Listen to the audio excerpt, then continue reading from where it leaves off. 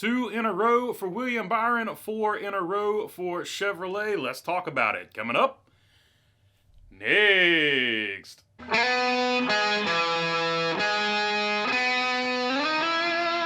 What is going on? Hope you're doing good today, everybody. All right, William Byron makes it win number 2 in a row, and that is 4 wins to start the season for Chevrolet.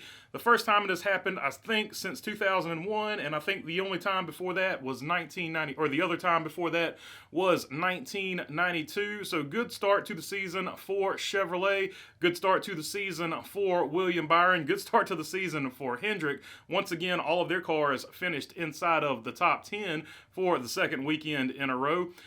But it wasn't as cut and dry as you would think it would be. Ford, with Kevin Harvick, actually seemed to have the faster car, at least on the longer runs. Kevin Harvick looked like he had this race in control, had this race in hand, until Harrison Burton cut down a tire, hit the wall, whatever happened with Harrison Burton right there. NASCAR was really quick with the caution once again, but that tire did come apart, so no matter what, it would have been a caution anyway. But Harrison Burton brings out that caution. That reshuffled the field. Kyle Larson got in front of him. And at that point, it looked like Kyle Larson was going to have control of this race and possibly was going to have a good chance to win. But then another caution came out, started by A.J. Allmendinger there. So when that reshuffled them again, that is when William Byron was able to get up there and get the win. And for a moment there, I thought Tyler Reddick was about to fix the season real quick. Tyler Reddick has started off the season with the first 3 races terrible. But this race right here, Tyler Reddick almost stole it. But William Byron, with the 4 fresh tires, William Byron was able to get out in front, got that clean air, and then Tyler Reddick got sort of stacked up behind him with some other drivers. So great. It was a great finish. The race itself was sort of cut and dry. It was actually not super exciting. It did seem like it was really hard to pass in this race. I'm not going to say it was impossible. So I do think they're going the right direction with the short track package, but it was still very, very hard to pass in this race. But you could still pull off a pass if you needed to. We saw that with Kevin Harvick when he passed Kyle Larson. So passing was possible. You just had to really work hard to do it. So I'm going to say the short track package is going in the right direction, but it probably needs a few more tweaks. This track also had tire fall off, which is always a good thing.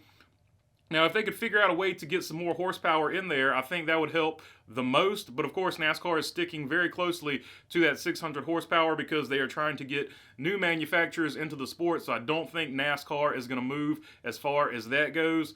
The only other thing really of note, I guess, in this race was that Ross Chastain and Denny Hamlin got together once again. This time it was Denny Hamlin. He missed the corner or was exacting revenge on Ross Chastain, whichever way you want to look at it. But it looked like either way, Denny Hamlin completely just overdrove and used up Ross Chastain, and they finished. It cost both of them a lot of positions. They ended up finishing toward the back of the field.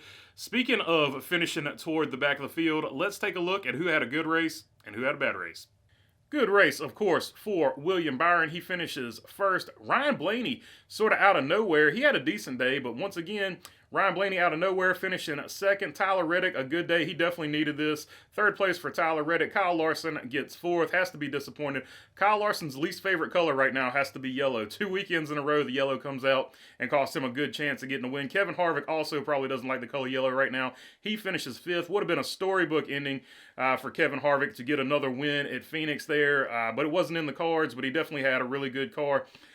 Christopher Bell finishes sixth. He had a really good day today. Chase Briscoe, Stewart HAAS, both 2 cars in the top 10. So good day for Stewart HAAS. A lot of people have been talking about they've been struggling, but good day for Stewart HAAS. 2 cars in the top 10. Kyle Busch is 8th. Speeding penalty cost him significantly, put him back in the field. So I don't know really what he had, but he did recover to get 8th place.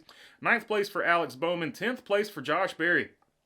How about Josh Berry filling in for Chase Elliott, getting that 10th place? So good run for him. Joey Logano recovers to 11th. Ryan Preece 12th. Michael McDowell 13th. Bubba Wallace 14th. And Christopher Buescher rounding out your top 15. Now on to bad race. Bad race for Harrison Burton. He's not had the season. You were hoping he would come in here and had learned something his sophomore year, but 35th place for Harrison Burton.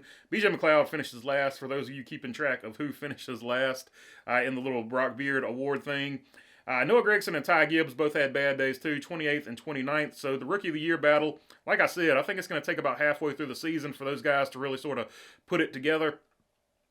before anything really comes of that. And Eric Almirola, all the other Stewart HAAS cars ran pretty good, but Eric Almirola back here in 33rd. Of course, they had that weird tire situation, or the wheel, something mechanical it looked like broke, but he finishes 33rd.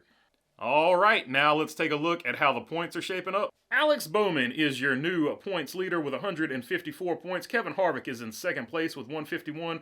Ross Chastain, after that contact with Denny Hamlin, drops to third in points. William Byron, Kyle Larson, Christopher Bell, Denny Hamlin, Ryan Blaney, Kyle Busch, and Martin Truex Jr. round out your top 10. 11 through 16 is going to be Daniel Suarez, Joey Logano, Brad Keselowski, Chris Buescher, Ricky Stenhouse Jr., and Bubba Wallace right now, the last one in on points.